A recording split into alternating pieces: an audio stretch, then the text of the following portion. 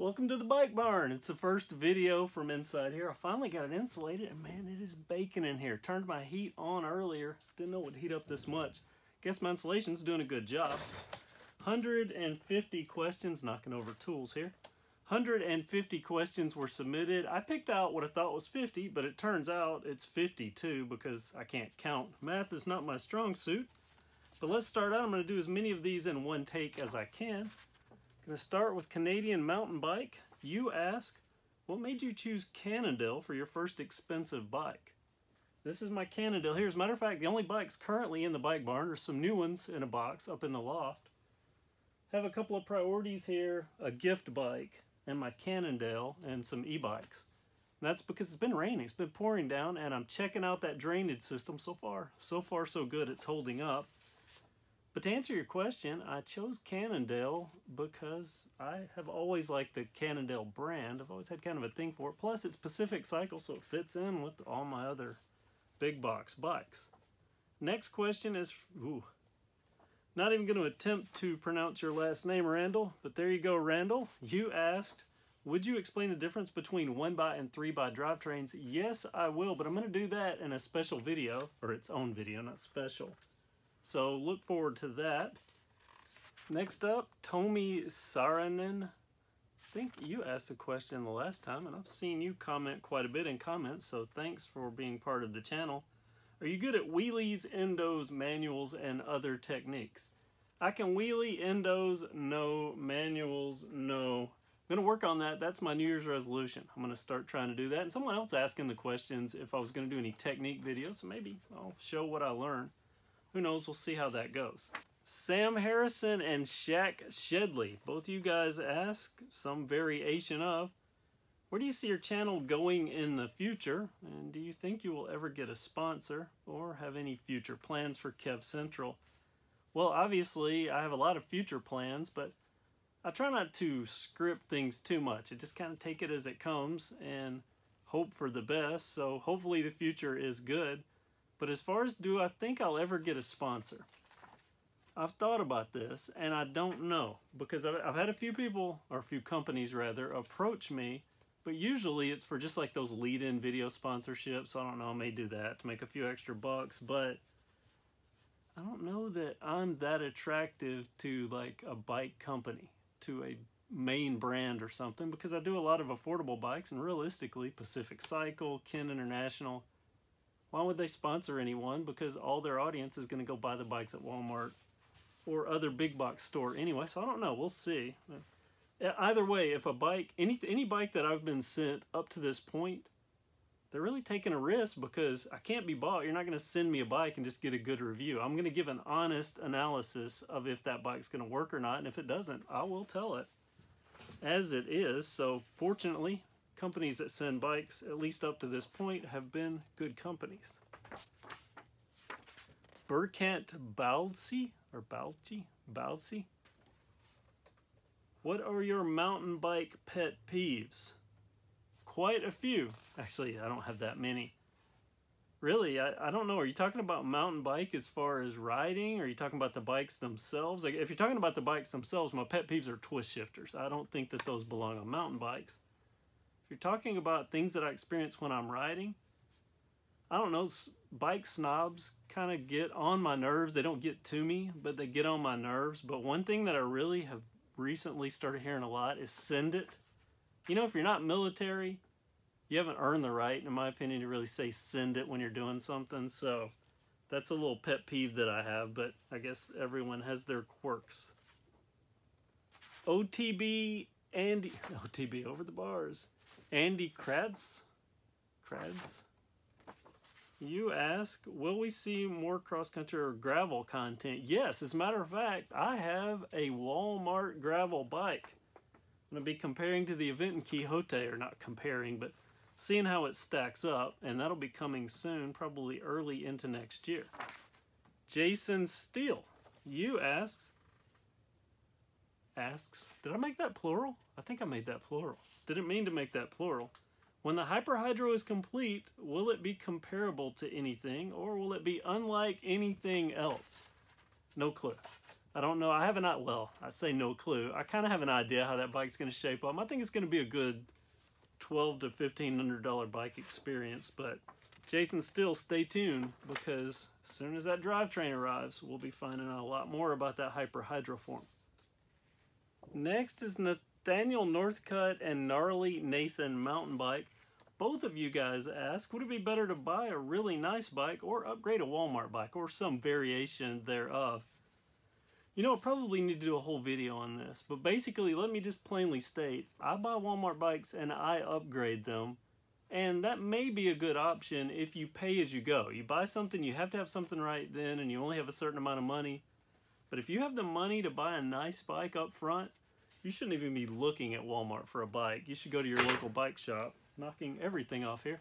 Go to your local bike shop and get something nice, because there's no need to waste your money if you can afford it up front. If you can't, then the pay-as-you-go may be a good option.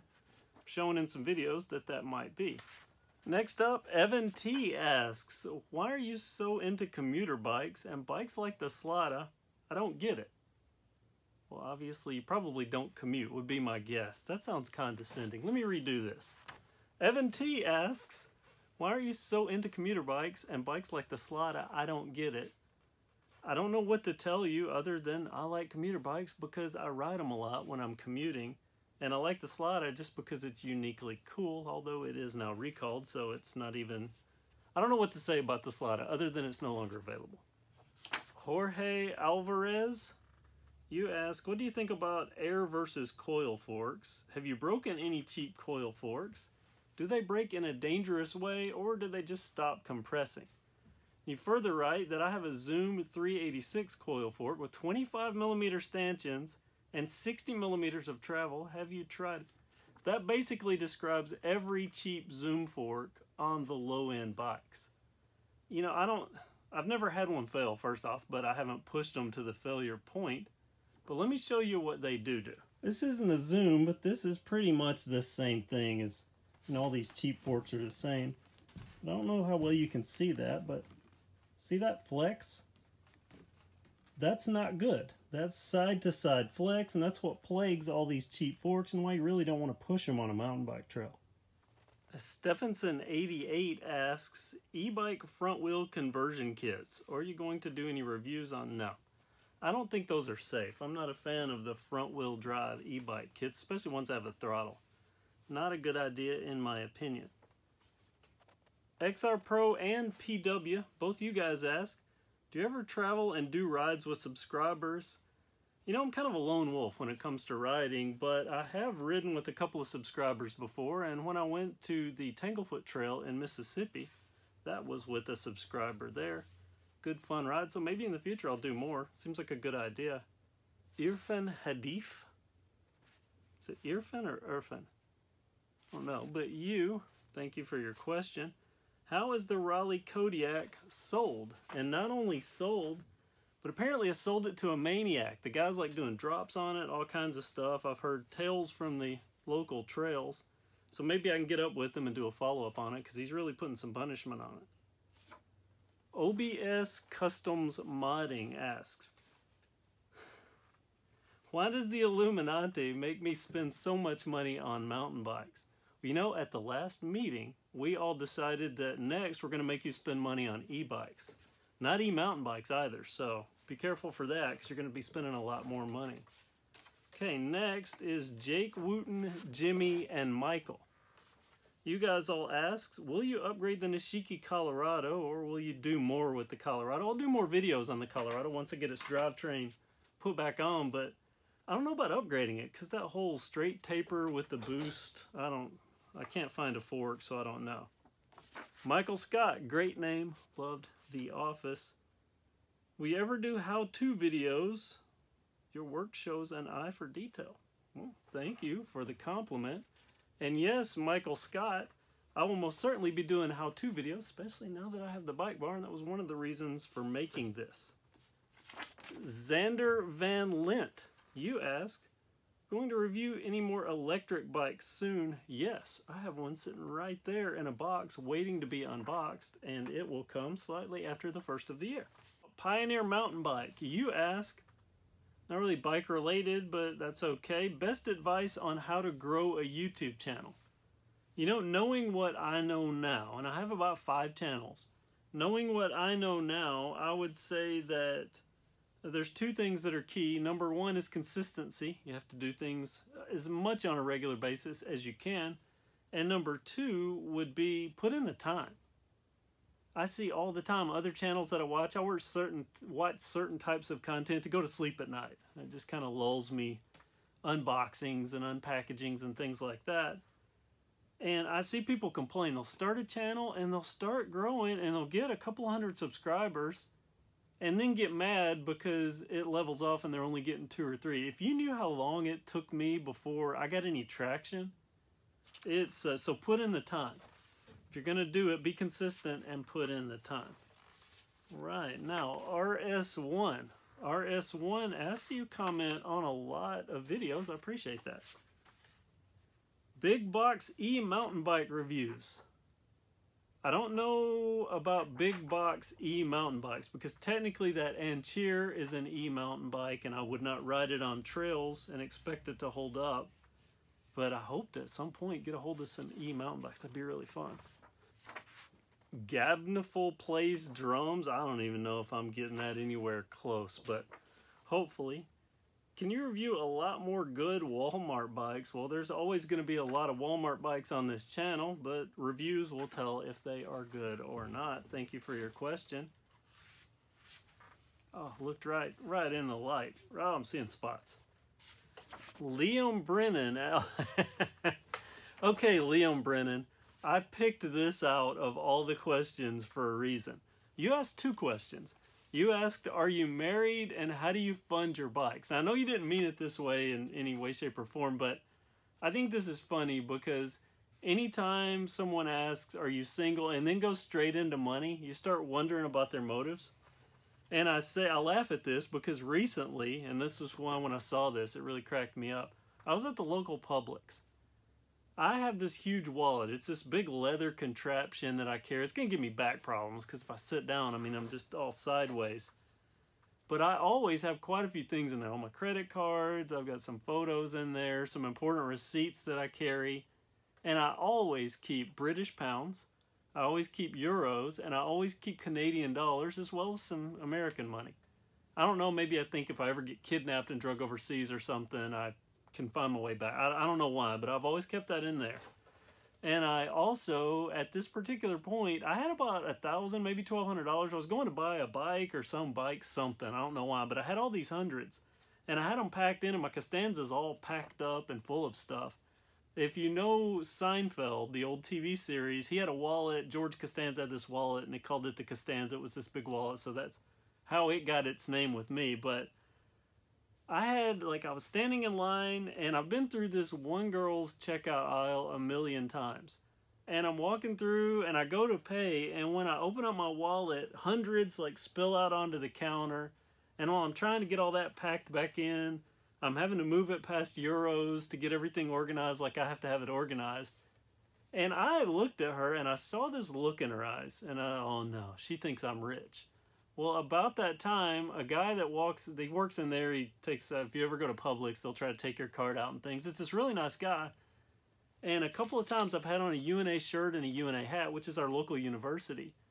And this guy walks up and he asked me how things were at UNA. And I said, fine, they've taken enough of my money. It's just a little quip because we've joked about how much tuition was. She asked me what I had donated and if I had a building named after me. And I thought that was so funny because she saw the money and instantly assumed that I was wealthy, especially when he was asking me about money that I had given to UNA. So when I see your questions, are you married and how do you fund your bikes? It cracks me up. So I'm sorry if I steered your question in that way, but funny story, I just thought I would share it. Javier Carmona, you asked, did I say that right? Well, is a bike with V-brakes worth upgrading? I guess I can only give my opinion. My opinion is no. That's where I draw the line. If it's got V-brake, especially if it's a disc front, V-brake back, I don't really think so. But then again, my Trek 4300, the Trek 820, but I don't know why you would upgrade those. You would just move up to a different bike. But anyway, Just about done. This is going faster than I thought it would. Tommy B. Douglas, you say that you own a Gotham. Congratulations. I still love my Gotham. E-bike versus good urban mechanical bike, a comparison video. Yeah, I'll be doing that. Hopefully sometime next year. Jonathan Peterson asks, can you make a Christmas gift video? Already made that. You should check my most recent videos. Unless you're talking about gifts that I've received and doing a video on... Now, I'm pretty sure you're talking about a Christmas gift video. Already made it. If not, just ask me again in the next question video or in comments. Fishing Guitars Cars asks, do you think SR Suntour is okay? Yeah, Suntour's okay. They make some low-end forks and some middle-range forks that are pretty decent. Low-end forks, obviously, you're not going to be doing drops and stuff on them. I don't do that stuff anyway. But I like their Pixon. I like the Radon. The Radon that was on that Kodiak I sold, that dude's doing drops with that. So it's holding up so far. Better than he is, I think. By the way, I heard he doesn't even wear a helmet when he's riding on the trail. Not a good idea. Lazark 22. Yeah, 22. XXII. Lazark asks 27.5 or 29. And could I try a fixed gear? Yeah, fixed gear is coming. 27.5 or 29. If you're asking what I choose 27.5. I just like it better. Shun and Wayne Ray both ask, best bike under $500 for trail riding. You know, I don't know. I don't know what to say to this other than there are some decent big box bikes when you get to like the Nishiki, Colorado, things like that that are under $500. But if you get to that $500 range, you should probably be looking at your local bike shop anyway because they may have something that would do well for you. Christopher Minto.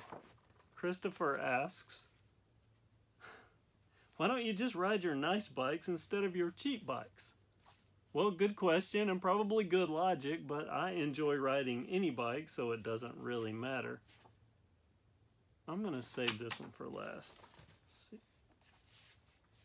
Connor Monahan, is that Connor Monahan? Yeah, Connor Monahan. You ask, how did you get your family on board with converting your house into a bike studio? Actually, that's why I built this, so that I don't have bikes all over the house. So, I have a bike barn. Don't need a studio anymore because it is now the studio. Okay, Bertrand Uzduru. Hope I'm saying your name correctly. What do you think of mountain bikes in a commuter duty, like say for a student? Now I paraphrased what you asked. I think that's a really good idea. I know, not directly, I know of someone that uses a really high-end Trek as both commuter to and from classes and rides it on the trails, and he tears it up. So that's a good idea. Make dual duty out of bike. I used to do that. Trek 4300, rode it on the trails, but also commuted to work on it. Extreme Sports. You ask, what is your favorite bike brand? My guess is Trek. Wrong. Right if you're talking about mountain bikes. If you're talking about overall bikes, Priority, and there's two of them, are my favorite brand as far as commuter bikes. But mountain bike, I would probably say it's a safe bet that I would pick a Trek if I just have to make a quick judgment on it. Ronnie F&D. Yeah, Ronnie F&D. Your channel is growing a lot. Did you ever think you would get this many people watching your cheap bikes being reviewed and upgraded? Absolutely not. I never even really planned on this being an affordable bike channel, but things just happen. I'm glad they did. Thanks to everyone that watches. Crocodile Crocs, you ask, hey Kev, can you do a review on several cheap bike lights on your other channel? By my other channel, you mean Kev Reviews. I will have some individual bike lights on that channel, but I'm going to do a big bike light comparison video here on KevCentral. Thank you for asking.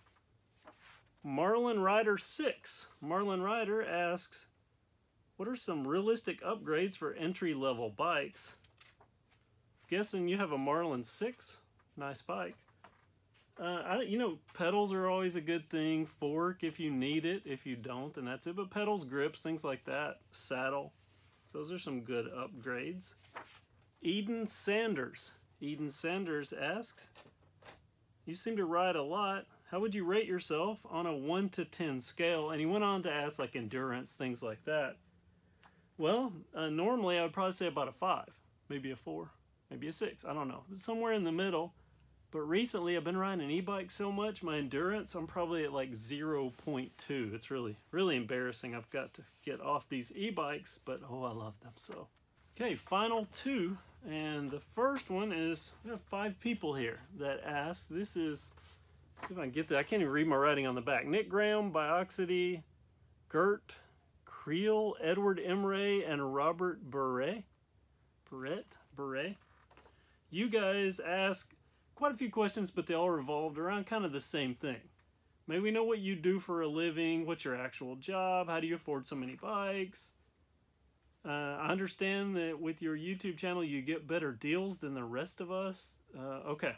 First thing, I don't give out demographics of what I do, but I have done quite a bit of things. Right now, this is what I do, YouTube channel. And that's how I afford the bikes. I'm not rich by any stretch. No, not rich at all. But if I did, you would see me with big box bikes all over the world. But so that's how I afford, because this is pretty much all I do. I just do bikes and have fun with bikes. At least for now, that's what I'm doing. But this question about, I understand that with the YouTube channel, you get better deals than the rest. Not true. I don't get any great deals. I buy these bikes just out of pocket. I search out sale prices, but I don't get any better deal than any of you could get. And finally, Twister Mister. Twister Mister asks, how do you know what you know about bikes? Just by riding them, you pick up things. If you drive a car long enough, you start learning how to put air in your tires and things like that. And that's the same thing with bikes. All right, well, that's it. Thanks so much to everyone that submitted questions. I hope you enjoyed this and found it at least entertaining and maybe got some answers. But I'm not done just yet, because I came across this. Check this out. This is a little bike-themed box. Picked this up at the local Dollar General. It was only $1. See, proof I'm not rich. Shopped at Dollar General for a $1 box, a little bike box. And trust me, if you've been in a Dollar General and seen some of the people, at least in my city, some of the people that are in the Dollar General, if you were rich, you would not willingly be shopping there. But the reason I'm showing you this is because it's Christmas time. I want to give a little Christmas gift. So I'm going to take this box, I'm going to fill it full of stuff. Now, it might not be anything nice. It might be some used stuff, like I've got an old MOS Pro camera. I'll probably throw that in here. And I've already put some stickers in here. Let's see if I can get them out. Let's see what we've got sticker-wise. Got an original KevCentral sticker. This is UV resistant. I have the KevCentral cassette logo. Only 10 of these were ever made, up to this point anyway. Also UV resistant. Have an Aventon sticker and an Aventon with the logo. They're apparently doing away with this logo or something, because they're not really distributing stuff with this logo, but I think it looks cool. And that's a nice looking little logo. We'll start out with those 4 stickers, and then I'll pack this thing as full as I can get it with stuff, and I'll send it to one lucky person as a Christmas present. And all you have to do is in the comments section below, if you want to comment something about this video or about the channel or anything, just add in your comments that you would like the bike box. And I will randomly pick one person to win this bike box and send it to you as a Christmas present. Well, probably after Christmas present, because I'll probably draw it sometime around Christmas. But thanks so much to everyone for watching, and get that in, and maybe you can pick up some little something. Have a great day.